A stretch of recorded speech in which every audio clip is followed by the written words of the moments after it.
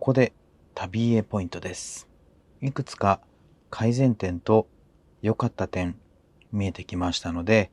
そちらの方を紹介していきたいと思います。結構たくさんありますので、順番に紹介していきます。一つ目ですが、入り口のところに雨どいがありませんでした。今日雨が降ったんですが、ここからピタピタと雨が落ちてきて結構大変でした。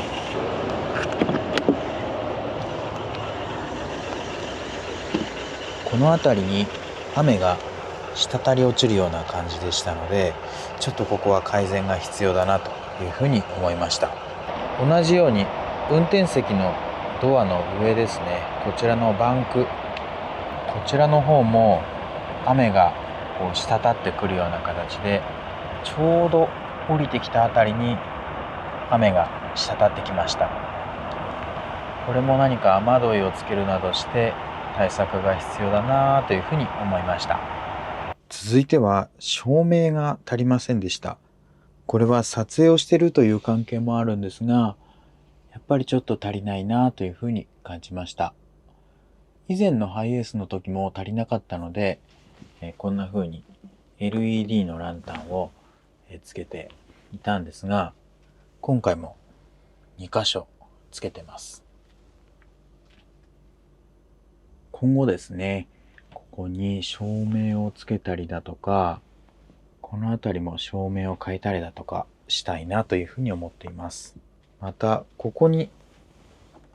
スポットの照明がついてるんですが、色味が白い色味になってしまってます。白い色味と黄色がかったオレンジ系の明かりとというふうに分かれているので、これもちょっと改善ポイントかなと思いました。10年落ちのため、ところどころ汚れているところがありました。前回の動画でもここを削ったりしたんですが、こういったほんの少しのシミですね。ここにもありますね。多分自分でつけたら気にならないんですけど、中古で買うとどうしても気になっちゃうっていうところがあったりしますので、こういったところはシミ取りなどしてみたいなというふうに思ってます。続いてハンドルについてです。運転時ハンドルを回すとキーキーと音が鳴ります。おそらくパワーステのオイルか何かだと思うんですが、10万キロ走ってるので、それ相応の音がするなという感じでした。鍵がとても多いなと思いました。今は2本に集約しているんですけれども、これが運転用の鍵、こちらがエントランス用の鍵、また他にも水道タンクの鍵や、なぜか入り口の下にある物入れのところに鍵がついていました。水道タンクとこちらの物入れの方は鍵がいらないように加工をしてあります。社外品でキーレス化するものもあったりするので、その辺試してみたいなと思います。ついでに言うと、こちらの鍵ですね、エントランスの鍵が独立しているので、ここもキーレス化何かできないかなと思っています。次は収納面が足りない点です。いろんなところに物が置けるようにはなっているんですが、隠せるような扉がついたような収納があまりありません。こちらのマルチルームなど使うことはできるんですが、食器類などはここに入れるのはちょっと考えづらいなと思ったりします。この辺りの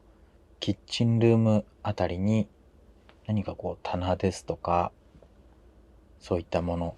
作りたいなというふうに思ってます。次は完全に趣味の問題なんですが、カーテンが柄がついてるんですよね。柄物は私の趣味ではないので、何か無地のものに変更できたらなぁと思ったりしています。続いてまたデザインの話なんですが、ソファーのオレンジの色、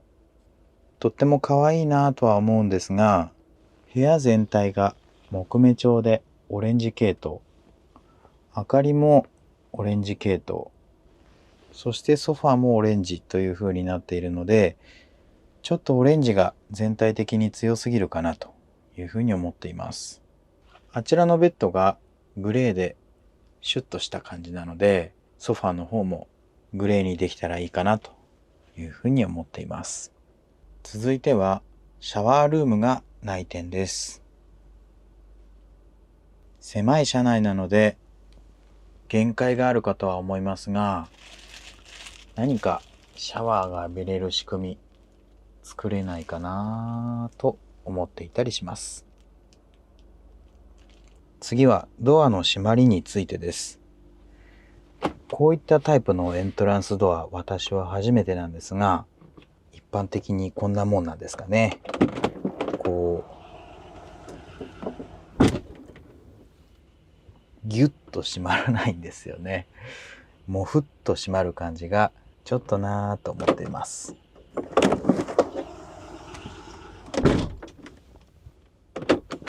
このぐらい強く閉めないと閉まらない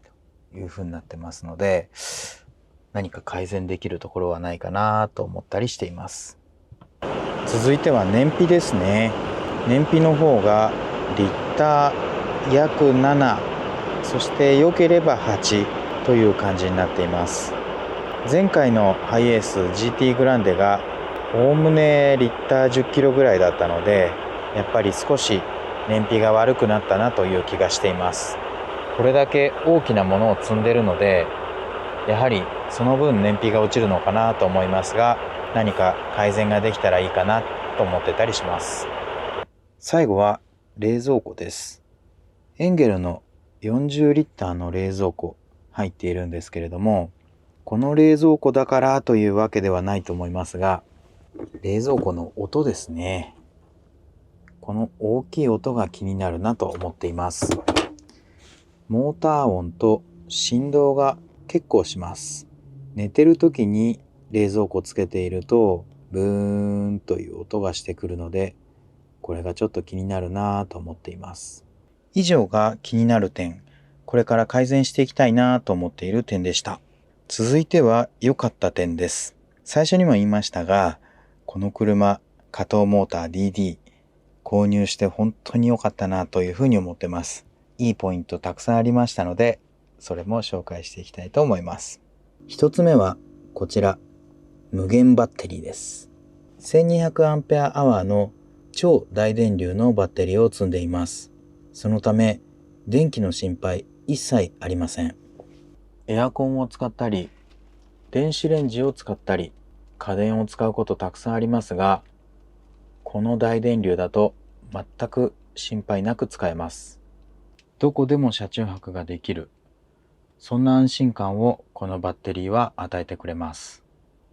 続いては同じくバッテリー関係なんですが、インバーターの位置がとてもいい位置にあるので、音が気にならないということがあります。私のキャンピングカー、このソファー下にバッテリーを積んでいます。ですが、インバーターや走行充電器などは、こちらの荷室の奥の方に入れてあります。特にインバーターが電気を使うとファンが回ってうるさかったりするのですが、あそこの下に入っているとほぼ音がここまで来ません。なのでかなり静かに電気を使うことができます。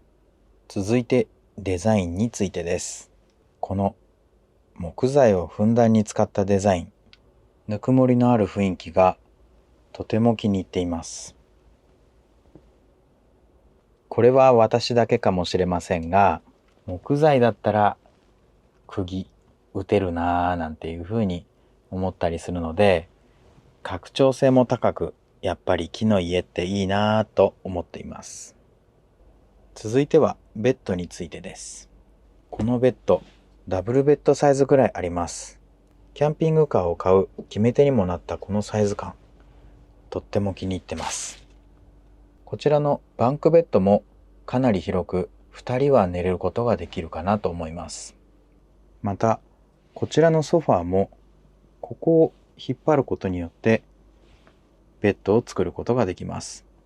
子供サイズではあるんですが、緊急のベッド作ることができるので、ここに1人、そこに2人、バンクベッドも頑張れば2人、そして実はここに赤ちゃんなら入るそうです。本当かなと思いますが、一応そんなことが紹介されていました。なので、5人と赤ちゃん1人ぐらいならしっかり寝れるんじゃないかなと思います。続いてベンチシートです。L 字の形状になっているんですが、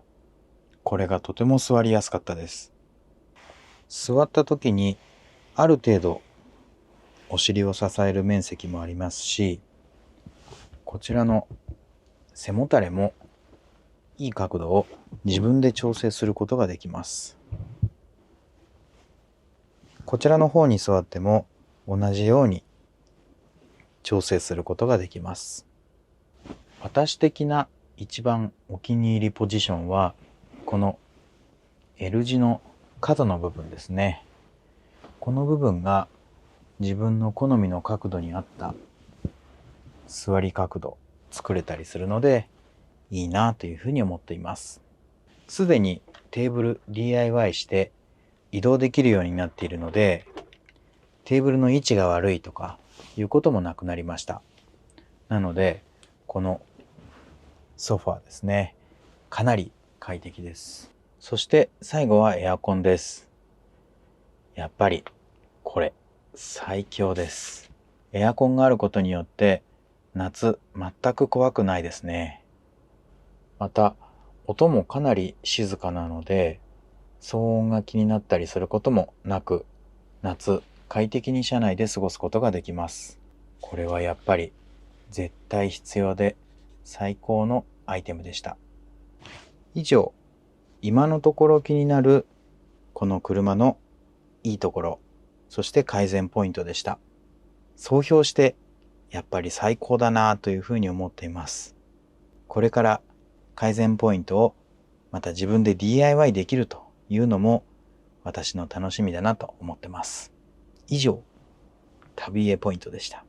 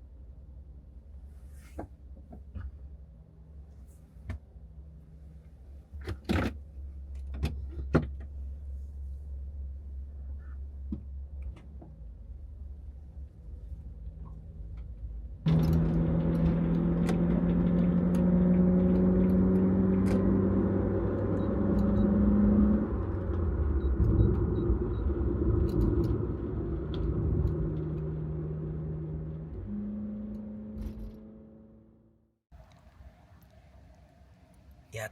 ちゃいました。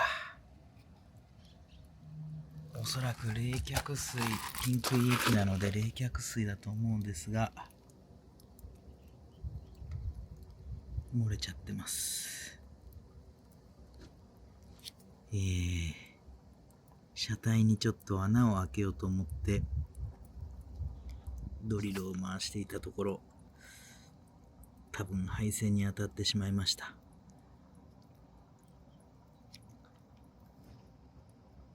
今から修理に出したいと思います。いらんことしちゃいました。